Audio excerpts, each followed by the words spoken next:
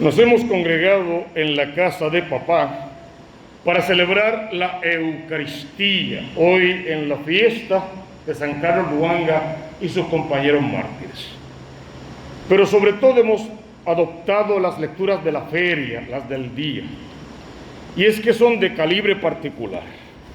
Fíjate, comenzamos nuestra fiesta pidiendo al Señor que bendijese nuestros matrimonios, básicamente renovando nuestras promesas matrimoniales, o al menos recordando aquellas palabras que dijimos aquel día frente al altar de Dios.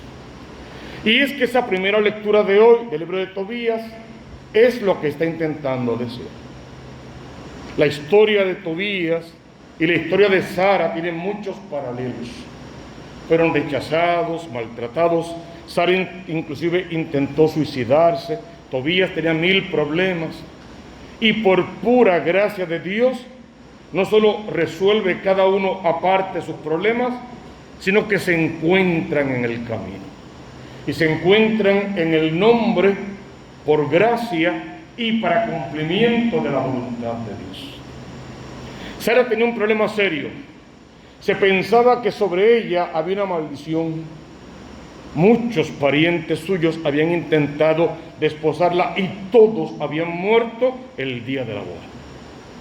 Y este niño Tobías, conociendo esa historia, pide casarse con ella. Su padre, en respeto a lo que le puede pasar, primero dice que no. Pero ¿quién los acompaña? El arcángel Rafael, que su nombre significa medicina de Dios. Y cuando Dios es medicina en nuestro quehacer, no hay enfermedad, ni maldad, ni mentira, ni nada que pueda contra la voluntad de ese Dios que tanto nos ama. Y curados, Sara y Tobías logran casarse. Pero ¿qué pasó la noche de su boda? Que la noche de su boda, y antes de convivir, Tobías dijo a Sara, Tobías dijo al Señor, Señor, tú sabes bien que si yo me caso con esta hija de Israel, no es solo para satisfacer mis pasiones, sino, y esto es lo importante, para que se bendiga tu nombre por siempre jamás. Y ante esa plegaria de Tobías, Sara respondió, ten compasión de nosotros, Señor, ten compasión, que los dos juntos vivamos felices hasta nuestra vejez. En la oración de Tobías, todo en las manos de Dios. Y en la oración de Sara, solo lo que necesitaban, que la maldición desapareciese, que Dios los ayudase a ser felices en este mundo mientras ellos trabajan por granjearse la vida eterna, y que la misericordia infinita de Dios nunca les falte. Es una clase total de cómo tenemos que manejar nuestras vidas para con Dios, cómo deberíamos manejar nuestros matrimonios siempre frente a Dios, y que pidamos cada día solo el pan nuestro de cada día, lo que precisamos para el hoy y el ahora, y lo que venga en demasía, tener un corazón lo suficientemente generoso para saber siempre practicar la caridad. Entonces es una primera lectura espectacular, y con más tiempo cuántas cosas más podríamos advertir. Del Evangelio podemos quedarnos con un solo pensamiento clásico. Se le pregunta al Señor, oye, ven, ¿cuál es el mandamiento principal? Jesús de memoria le repite todo el texto aquel. Amarás al Señor tu Dios con todo tu corazón, con toda tu alma. Ya lo conocemos de memoria. Fíjense que una vez que sale a relucir el mandamiento principal, siempre que nos preguntan, ¿y cuál es el mandamiento principal?, solemos responder lo que sabemos en doctrina. Amar a Dios sobre todas las cosas. Amar al otro, pero tal como te amas a ti. Y ya con eso conocemos la ley del amor de Dios. Sin embargo, cuando uno escudriña, examina un poquito, como que no es del todo así. tiene como que un prefijo muy importante. ¿Qué dice el texto de hoy de cuál es el primer mandamiento? Dice que el primer mandamiento es: escucha, Israel. Shema, escucha, Israel. Y si es escucha, Israel, también es, cállate, silénciate, deja tus alborotos, obvia toda invitación del mundo, del demonio y de la carne.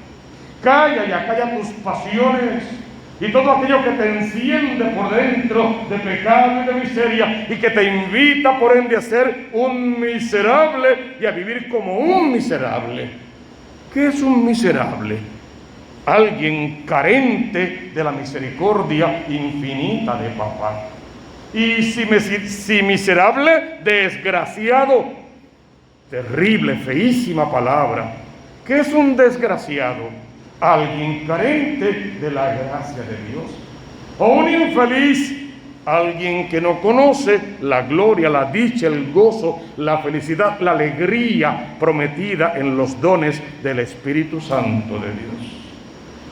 Entonces ese escucha, Israel, nos suplica que aprendamos a oír a Dios, pero con el oído interior, donde Dios habla mejor.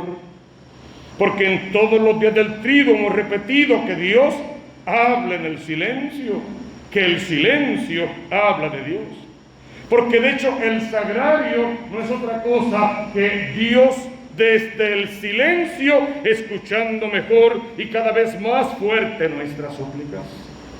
Y Dios desde el silencio hablándonos en directo al corazón, intentando dirigir nuestra vida solo por los caminos del bien, de la santidad. Y la invitación es doble. ¿Cuál es? Sean santos como el Padre del cielo es santo. Y pasen por el mundo siempre como Cristo pasó. Y Cristo pasó por el mundo siempre haciendo el bien. Fíjense que al final del Evangelio decía que como el hombre había respondido también a lo que Jesús preguntaba, le responde Jesús: no estás tan lejos del reino de los cielos. O sea, qué bueno que conoces el mandamiento de memoria, qué bueno que lo puedes repetir y sabes la diferencia, pero no es suficiente. Conocerlo solo te compromete más a cumplirlo, a ponerlo en obra.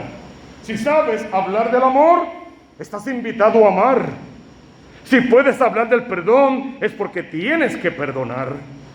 Y si se te pide que conozcas lo que es el pan, el maná, la Eucaristía, es para que sepas que donde quiera que hay una persona que tiene hambre, a ti te toca alimentarle con el pan común y corriente, con el maná del cielo y con la Eucaristía. Entonces es una invitación el conocer. Conocer te obliga a ser realmente concorde con aquello que conoces. Que en tu corazón y en tu vida haya ecuanimidad y que haya congruencia en todo tu ser. En el triduo que estamos celebrando a la Eucaristía en preparación a la gran solemnidad del cuerpo y la sangre de Cristo. Llegamos aquí porque el Dios Padre ya se manifestó en la creación, siempre decimos eso. Porque el Hijo de Dios también se manifestó hermoso en la encarnación, haciéndose hombre como nosotros. Y el Espíritu Santo se reveló en Pentecostés. Luego las tres personas de la Santísima Trinidad ya quedaron en evidencia, se nos dejaron conocer, se nos revelaron. Y por eso después de la fiesta de la resurrección, la iglesia celebró la fiesta de la ascensión de Jesús a los cielos. Y 10 días después de la fiesta de la ascensión, la fiesta de Pentecostés. Y una vez manifestadas las tres personas, el domingo pasado, la fiesta de la Santísima Trinidad, Padre, Hijo y Espíritu Santo. Y hoy jueves sería, y en muchas partes así se celebra, la fiesta del Corpus Christi. La iglesia madre y maestra la pasó a domingo, para que los más posibles no se pierdan esta fiesta, no falten a misa un día tan importante, no dejen de pasar durante esta semana por el sacramento de la confesión e intenten por todos los medios de no vivir un corpus sin comerse el cuerpo de Cristo y luego parecerse a aquello que se comen. Y en preparación a ese corpus tenemos que hacer una historia, la historia de salvación, para ver cómo fue que llegamos realmente hasta aquí. ¿Qué nos trajo hasta aquí? Nos trajo un Dios creador, que nos creó por amor y para que nos salvásemos. Adán y Eva, nombres que todos conocemos, pero pecaron contra Dios y no fue desobedecer realmente, fue endiosarse, fue querer ser iguales a Dios. Y el fruto que comieron fue justamente ese fruto, el de la soberbia en desmedida, que los que querían igualarse, equipararse y por ende desencumbrar a Dios. Con su pecado, el destierro. Dios pudo haberlos exterminado y hacer dos más, pero prefirió desterrarlos. Con el destierro, el nacimiento de sus hijos, Caín y Abel. Y conocemos lo que pasó ya con la semilla del pecado colocada en su corazón por la acción de sus papás. Brotó la maldad. Y un hermano mata al otro. Y Dios se acerca. ¿Qué has hecho? Le pregunta Dios a Caín. ¿Dónde está tu hermano? Y conocemos la respuesta clásica. ¿Qué sé yo? ¿Acaso soy yo guardián de mi hermano? Y conocemos la respuesta. Sí, tú eres guardián de tu hermano. Y su sangre derramada en la tierra clama a mí por justicia. De todo el texto, lo más hermoso es la respuesta de Caín cuando Dios decide desterrarlo. Fíjate que Dios pudo igual exterminarlo. No, le da una oportunidad. Lo destierra. Es el Dios de las oportunidades. Y cuando Dios lo decide, ¿qué le dice Caín, Señor? ¿Acaso vas a apartarme de tu presencia? O sea, Caín valoraba la presencia de Dios. El amor de Dios en su vida tenía un valor, pero el pecado, la poca vergüenza, la doble vida y todo lo demás, por un instante, 3 segundos, pudo más que el amor de Dios y mató a su hermano. Y toda acción tiene una reacción, todo pecado tiene sus consecuencias, y fue desterrado. Se reúnen estos dos otra vez, se juntan, Adán y Eva, un tercer hijo, Set, y después varios hijos e hijas más. Set para representar lo que Caín dejó inconcluso, los hijos de la luz, y Caín para representar a los hijos de las tinieblas. Y dice Dios, en unas palabras, que los hijos de la luz no se junten con los hijos de las tinieblas. ¿Y qué hizo el hombre? Desobedecer otra vez. Simplemente desobedecer.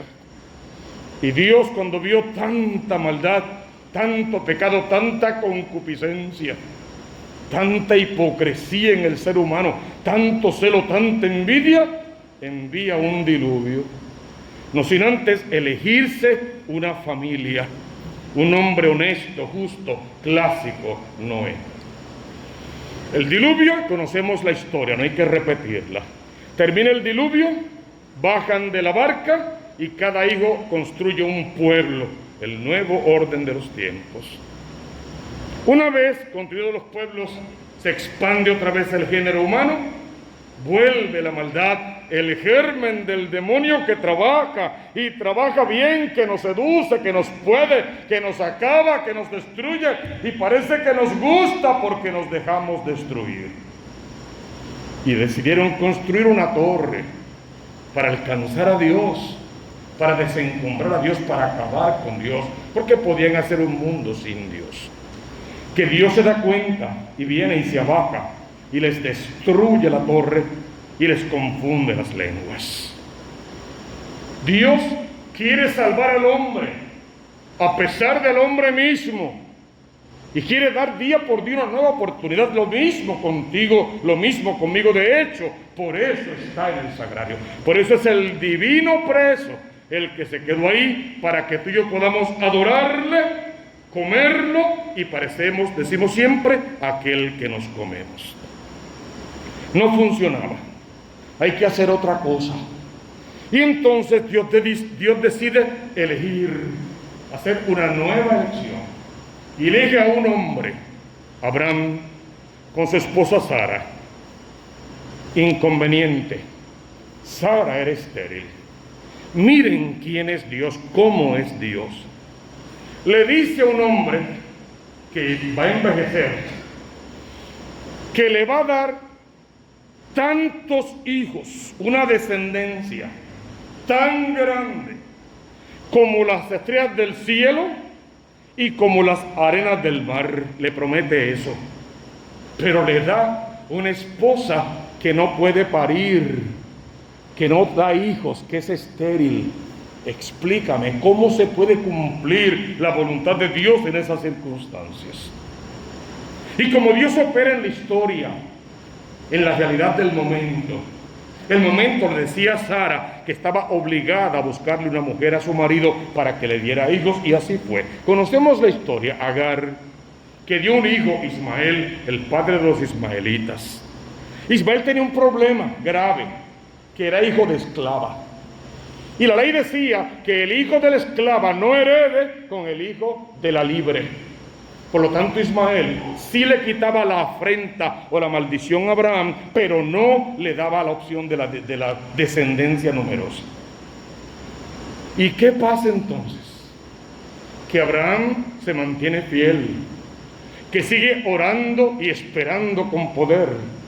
Que un día ve pasar unos hombres, ángeles, frente a su tienda. Allí estaba sentado esperando por la mano de Dios. Y al verlos pasar los reconoce, se les va detrás. Y miren la oración que les hace. Señor, si es posible, si me lo merezco, no pases de largo frente a mi tienda. Y es una oración abierta, no compromete a nadie, solo se compromete él. Si yo he alcanzado tu favor, si yo lo logré, no pases de largo frente a mi tienda. Si aún no lo he logrado, vete y yo seguiré perseverando. Es la clave.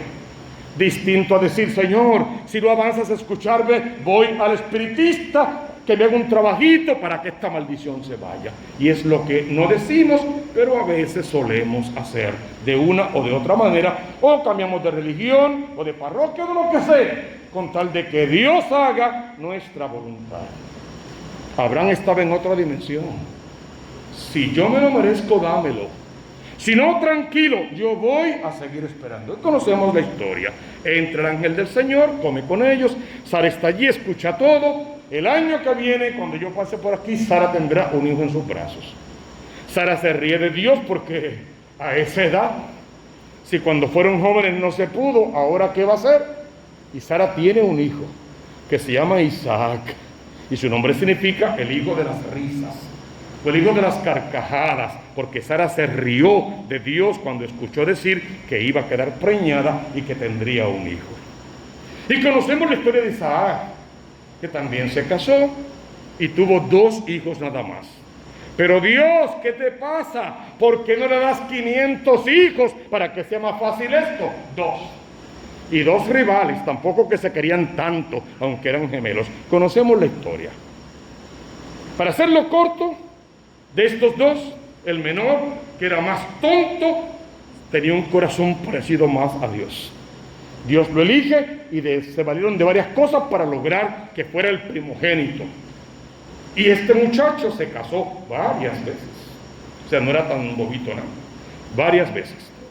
Tuvo 12 hijos, que conocemos todavía como las 12 tribus de Israel.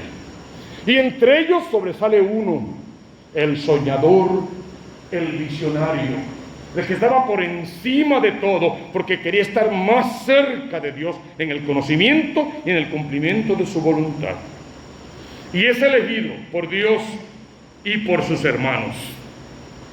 Por sus hermanos para matarlo por envidia, y por Dios para llevarlo a Egipto.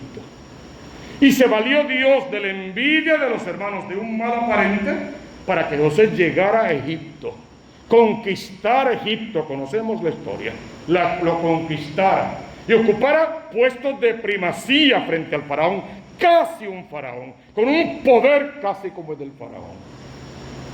Y conocemos lo que pasó después. Un hambre terrible en todas partes del mundo. Pero ya el soñador había interpretado los sueños del faraón y ya estaba en un puesto de primacía. Y mientras el mundo entero tenía hambre, Egipto tenía comida porque José había resuelto el problema. ¿Quién llega a Egipto a buscar comida? Los hermanos de José. Se reconocen de esta forma y la otra, tanto así que se traen a su papá ya anciano y se quedan a vivir en Egipto. Y en un principio todo era perfecto, sin mucho problema, pero el tiempo pasa. Y pasaron como 400 años. Y el faraón nuevo ni conoció a José ni a su familia, ni le importaba. Solo se dio cuenta de que había un problema en el reino. Y es que estos no judíos, estos raros, este pueblo hebreo, estas mujeres parían como los guimos y parían solas, y parían donde quiera y parían bien. Y las egipcias no, los hijos se les morían. Por lo tanto, eran muchos más los extranjeros que los propios. Hay que tomar acción. Todo niño varón que nazca de una hebrea, lo matamos. Lo tienen que matar antes de los 3 meses. Las niñas déjenlas para que trabajen en el campo y lo demás. Y nació un niño particular, hermoso, terso, rosado, lozano, precioso. Bueno, solo tendrías que mirarme a mí y sabrías cómo era ese niño, más o menos ese paralelo. Un niño espectacular, tan espectacular que su mamá se enamoró de él. Bueno, ¿qué madre no se enamora de sus hijos, verdad? Se enamoró de él y no quería hacer lo que era la ley. Y conocemos la historia también. Lo echó en una canasta, arriba abajo. La niña hermana de él lo persiguió por la vereda. ¿Qué cosas tiene Dios? No casualidad, viene de Dios. Se baña en las aguas del río la hija del faraón, quien hijos no tenía. Ve esa canasta y ve ese niño hermoso, hebreo pero hermoso, y lo asumió como suyo. Lo tomó para sí como hijo propio y se lo dio a amamantar a su propia madre, porque la hermanita muy astuta le dijo: yo conozco una mujer que te lo puede amamantar, y se lo llevó a su mamá. Creció en palacio ese niño, pero con 1001 problemas de todo tipo, hasta que tuvo que huir porque lo buscaban para matarlo, y huyó allá a las tierras de Medián. Y un día, pasado el tiempo, lógico, mientras cuidaba el rebaño de su suegro Jetro, una zarza que arde sin consumirse. Y de la zarza una voz, la voz de Dios: quítate la sandalia. La tierra que pisas es tierra santa. Es la misma voz que sale del sagrario cuando entramos al templo: quítate la sandalia, cállate, guarda silencio, respeta el lugar. Estás en tierra santa y el santo de los santos te quiere hablar. Cállate. Es lo que dice desde el sagrario. Si ponemos atención, definitivamente lo podremos escuchar. Se quita la sandalia, oye la voz. En resumen, ¿para qué los quiere la voz? Para que vuelva a Egipto. Es que Dios es raro. Le pide al hombre cosas imposibles. Pero Dios, si en Egipto me están buscando para matarme, vuelve a Egipto. Ajá. Y si me preguntan quién me mandó, yo soy. Wow, tremendo nombre. Yo soy, te mandó. Y con esas y otras instrucciones se fue. Encontrarás allí a tu hermano Aarón, él va a hablar por ti, todo lo que ya sabemos. Llegó a Egipto y Dios se encarga de endurecer el corazón del faraón. 10 plagas mandó Dios para que el faraón cediera y no fue posible. Y conocemos bien, al final, la plaga de los primogénitos. Tomarás un cordero macho, cabrío de 1 año. Lo guardarás hasta el día 14 del mes 7º. Ese día lo degollarás. La sangre la recogerás en unas ambas, en unas cosas ahí, en unas ollas, donde tú quieras, pero recógela, no se puede desparramar. Se lo comerán entero, todo, hasta las entrañas. Con el bastón en la mano, sandalias en los pies, la túnica puesta, ceñidos a la cintura. Y rápido, porque tienen que salir. Y la sangre, con ella, ¿por qué la van a recoger? Porque van a manchar los dinteles de las puertas. Todo el pueblo hebreo hizo eso. No, los que creyeron lo hicieron, los que no, no. E incluso algunos egipcios que creerían, sí, quizás lo hicieron también. Porque el Evangelio y la palabra en sí es una invitación.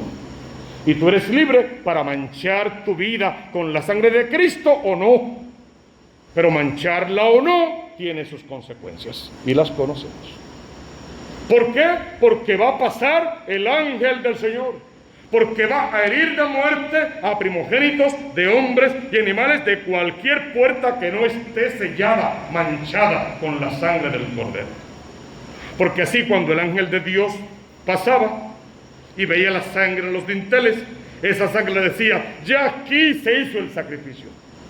Ya estamos marcados, sellados, somos propiedad exclusiva del Dios que es amor, y pasaba de largo. Y ese día corrieron al desierto.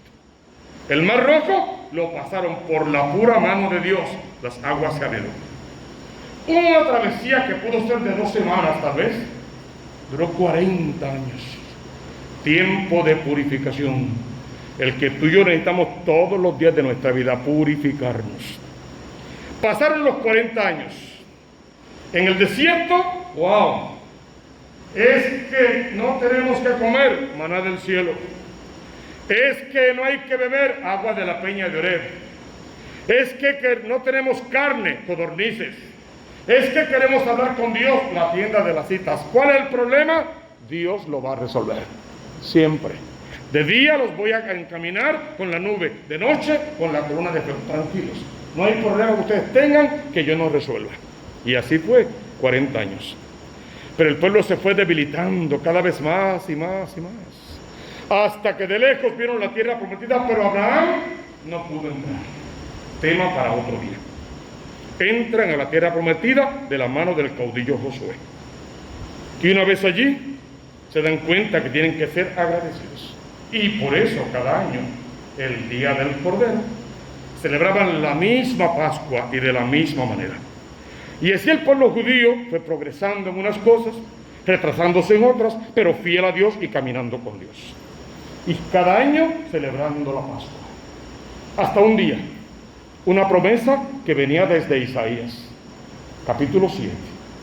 Una virgen saldrá encinta y dará a luz un hijo que le pondrá por nombre Emmanuel, que significa Dios con nosotros. Y al final, la virgen salió encinta. El Espíritu Santo de Dios descendió sobre María Santísima y la preñó de Dios. Todo el corazón de María invadido por la gracia de Dios.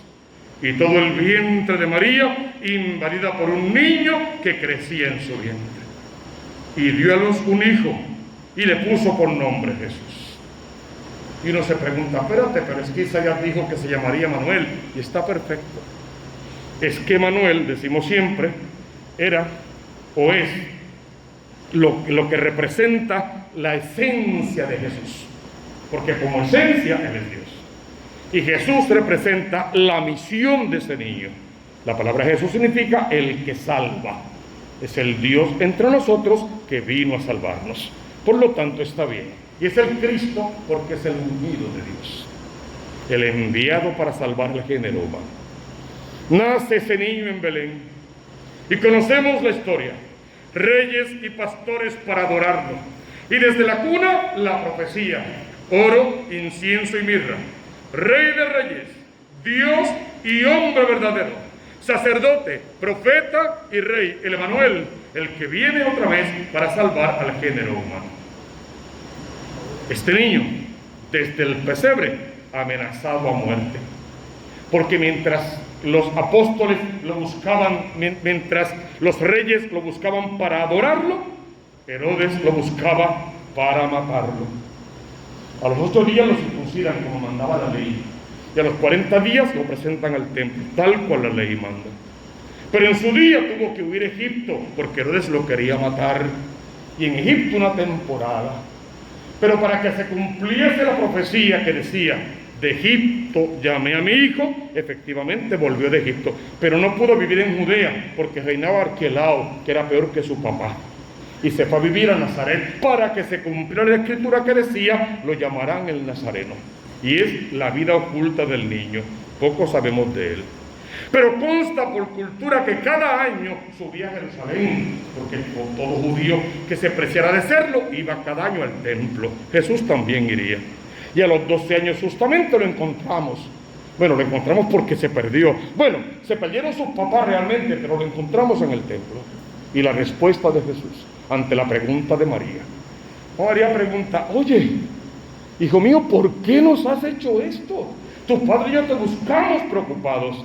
Y Jesús responde con un tono de Dios que no hay quien pueda: ¿y ustedes por qué me buscan? ¿Acaso no saben que tengo que ocuparme de las cosas de mi Padre? 12 años. Y ya no supimos más hasta los 29 o 30. ¿Dónde lo encontramos? En las aguas del río Jordán. Se fue a bautizar allí por Juan el Bautista. Interesante, básicamente por ese lugar fue que el pueblo hebreo entró a la tierra prometida. Y por ahí Jesús entra a su vida pública, igual para darnos tierra prometida, pero en este caso el reino de los cielos. Qué interesante. Llega al río, Juan su primo está bautizando, y Juan le dice: oye, soy yo quien tendría que hacerse bautizar por ti, y tú vienes para que yo te bautice. Y Jesús responde: por el momento, dejemos que sea así. Vamos a cumplir en todo con la voluntad de mi Padre. Espérate. Esa fue la misma frase que dijo a los 12 años, básicamente. ¿Por qué me buscan? Yo tengo que cumplir con la voluntad de mi Padre. ¿Qué hizo Jesús de los 12 a los 30 años? Cumplir con la voluntad de su papá. Por eso tiene poder ahora para pedirte a ti y a mí que cumplamos con lo que ya Él cumplió. Él puede ser el buen pastor porque como oveja fue la oveja mejor y más obediente. Cumplir con la voluntad de Dios. Y el resto lo conocemos. De allí al desierto, vence al demonio, regresa, empieza a elegir apóstoles y discípulos para formarlos al sacerdocio y los ordena el Jueves Santo. Las bodas de Caná como primer milagro y un montón de milagros más, la transfiguración, signos y prodigios y todo lo que por el camino va diciendo que las profecías en él se van cumpliendo. Hasta un día, domingo, que sube a Jerusalén y entra en la ciudad montado en un burrito. Y el pueblo aclama: Hosana al Hijo de David, bendito el que viene en nombre del Señor. Y las autoridades también aclaman: dile a esa gente que se calle. Y él responde: bueno, yo puedo pedirle que se callen. Ahora, si estos se callan, hasta las piedras gritarán. Y mientras unos querían llamarlo rey, otros querían matarlo, y él se escabulló de los dos. Lunes, martes y miércoles es el silencio de Jesús. Pasaron cosas, pero no constan como que con tanta primacía. Hasta el jueves, que quiso celebrar la Pascua. ¿Qué Pascua? La Pascua judía. La misma Pascua que todos los años había celebrado primero con su papá, con su mamá, con toda la tribu a la que él pertenecía, y luego con sus apóstoles, la Pascua. ¿Qué había en la Pascua? Cordero, vino bueno, matzá, panes sin levadura, todo lo que significaba una cena real. Pero este último jueves de su vida, última cena y primera Eucaristía, algo raro pasó allí. O por lo menos deliberadamente no se mencionó. En la última cena no hay un solo texto que diga que había cordero sobre la mesa. Lo habría, de hecho tendría que haberlo, pero no hay nada que lo diga, porque ya no hacía falta. Todos los sacerdotes del Antiguo Testamento ofrecían sacrificio con sangre y carne ajena, no más. Él va a ofrecerlo con su propia carne y con su propia sangre. Él se va a inmolar, se va a dar por nosotros. Y por eso, sentado a la mesa, primero se quitó el manto, lavó los pies de los 12 y a los 12 los ordenó al sacerdocio. Y acto seguido, tomando pan en sus santas y venerables manos, pronunció la acción de gracias, levantando los ojos al cielo y decía: tomen y coman todos de esto, porque es mi cuerpo. Levantando un trozo de pan, no dijo dijo parece, no dijo representa, no dijo tal cual, dijo esto es mi cuerpo, y es porque es su cuerpo real. Lo mismo hizo con la copa y se la repartió diciendo: yo no volveré a beber más del fruto de la vid hasta que no sea la eterna y definitiva Pascua en el reino de los cielos. Pero ustedes harán esto recordándome a mí. ¿Con quién hablaba Jesús? ¿Con quién exactamente hablaba Jesús cuando dijo: ustedes harán esto recordándome a mí? Con sus 12 sacerdotes. Ya estaban ordenados.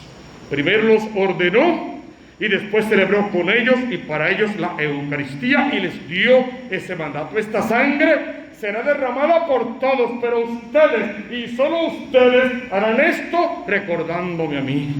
No un sacrificio distinto al mío, mi mismo sacrificio.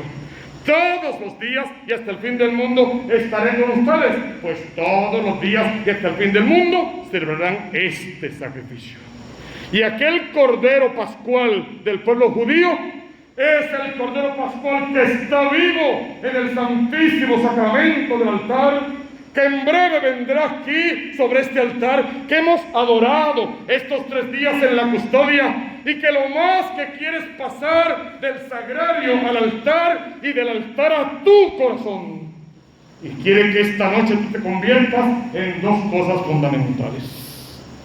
Primero, en un sagrario, en alguien que extiende la mano y abre la boca para que le pongan en la mano o en la lengua a Cristo total, al Cristo vivo, al que tiene palabra de vida eterna y promesa de salvación, para comértelo, para saborearlo, para disfrutar de él, para que venga a ti. Y decíamos, cuando comes algún alimento, el alimento se hace parte de ti. Pero cuando te comes a Cristo, tú te haces parte de Dios. Un poquito de Dios, para que quien te mire siempre algo de Dios pueda ver. Extendemos la mano, nos comemos a Cristo, nos convertimos en sagrario, regresamos a nuestra banca y cállate en la banca, hermano. El silencio es importantísimo. Cuando Cristo está en el corazón, los alborotos hay que silenciarlos, porque con tanto alboroto y tanta tontería que hacemos, nos olvidamos de la esencia. Al comulgar, eres sagrario. Y algo sagrado está reservado, no se contamina con las demás cosas. Resérvate para Dios, vuelve a tu banca, no hables con nadie, no saludes a nadie, no mires a nadie, no dejes que nadie te vea. Es intimidad, es hacer el amor con Dios, es dejarte seducir por Él, es que te preñe como preñó a María Santísima, para que luego, y en segundo lugar, salgas del templo. Pero salgas como custodia, porque el sagrario está fijo a la pared, pero la custodia sale a la calle llevando a Cristo en sí misma. Y es lo que tiene que pasar contigo, que salgas a la calle y pasada la puerta ya no te calles más. Habla de Dios, pero jamás hables de Dios sin antes haber hablado con Dios. Es imposible comerse a Cristo vivo sobre el altar sin antes adorarlo. Y al adorarlo y al enamorarse de Él, ¿qué hace un joven cuando está realmente enamorado de su amada? Cansar a los demás hablándole de ella y contando todas sus virtudes y todas sus maravillas. De eso se trata, que al salir como custodia hablemos de Dios, testifiquemos de Dios, llegamos que Dios sea el todo de nuestra vida, para que nunca y de ninguna manera de ese Dios nos apartemos. ¿Quién habita en el sagrario? El divino preso, el desde el principio de la creación, de toda esta historia de salvación, y el que quiere vivir en adelante solo en tu corazón, que lo lleves a tu casa. ¿Qué decíamos ayer? Que tus hijos y tus nietos, algunos de ellos, nunca van a abrir una Biblia. No la van a leer, punto. Te toca hacer que la lean en tu historia, en tu vida, con tu testimonio. Te toca hacerte pan y vino, para que a través de tu hacerte pan y vino, Eucaristía, ellos participen de la Eucaristía. Y cuando los abrazas, que sea Cristo quien los abraza con todo y cruz. Y cuando los besas, que sea el bautismo y el soplo de Dios sobre sus vidas. Y cuando te escuchen hablar, que oigan palabra de Dios. Cuando te sigan, tengan un encuentro personal con Cristo. Y cuando te obedezcan, estén obedeciendo los mandatos de Dios. Y no se cansen jamás de amar a Dios sobre todas las cosas. No por un Dios que leyeron en la Biblia, sino por un Dios que vieron en tu vida, porque tu vida es una Biblia abierta. Entonces sí podemos decir, busca primero el reino de Dios con su justicia, y todo lo demás vendrá por añadidura. Que el Dios amor se quede a vivir para siempre en nuestro corazón y a todos nos mueva a la santidad. Así